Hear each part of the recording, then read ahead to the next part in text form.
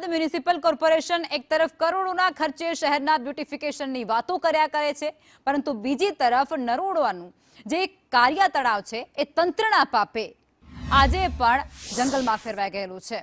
Mini Kankaria બનાવવાનું સપનું દેખાડવામાં આવ્યું અને સપનું જોનાર આ તળાવ એ છેલ્લા 6 વર્ષથી બંધ હાલતમાં છે અને હવે ત્યાં વિકાસના બદલે વિનાશની ગાથા જોવા મળે છે, જેમાં PPP મોડલ હેઠળ 90 વર્ષના ભાડા પેટે આપવામાં આવેલું આ તળાવ એ કોરોના કાળ બાદ ખુલ્યું જ નથી। સ્થાનિકોનો આક્ષેપ કંઈક એવો પણ છે કે બિલ્ડર અને AMC વચ્ચેના વિખવાદમાં સામાન્ય જનતાની સુવિધા છીનવાઈ ગઈ છે। અંદર જવાનો રસ્તો પણ અહીં ઝાડી ઝાંખરાથી ભરાઈ ગયો છે અને દુકાનો બનાવી અને ઉઘરાવેલા નાણાં પણ એળે ગયા હોય તેવું લાગે છે।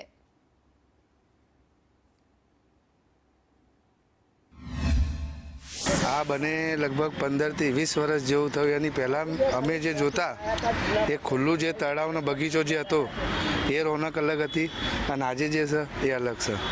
જો એમને ના કરવું હોય તો પહેલાંની જેમ ખુલ્લું કરી દે તો નાના બાળકો રમી શકે, સવારે ઉંમરલાયક વ્યક્તિ આવીને બેસી શકે, એવું કંઈક કરીને કંઈક થોડું ઘણું કરે તો સારું છે। આ તળાવ સમજો કે આજથી એટલીસ્ટ 25-30 વર્ષ પહેલાં અને ભાડા પટ્ટે કંઈક 99 વર્ષના આપેલ હતું અને જે તે ટાઈમે આપેલ એ વખતે જે કંઈ ભાડા પટ્ટે લેનાર વ્યક્તિ સાથે એવા કરારો કરેલા હતા કે જેની અંદર અહીં આગળ બોર્ડ પણ મૂક્યું હતું કે 11 થી 12 વસ્તુ એને ડેવલપ કરવાની છે। એમાંની આજની તારીખમાં કેટલી વસ્તુ ડેવલપ થઈ છે દેખાય છે, કશું જ ડેવલપમેન્ટ, કોઈ જ ડેવલપમેન્ટ નથી।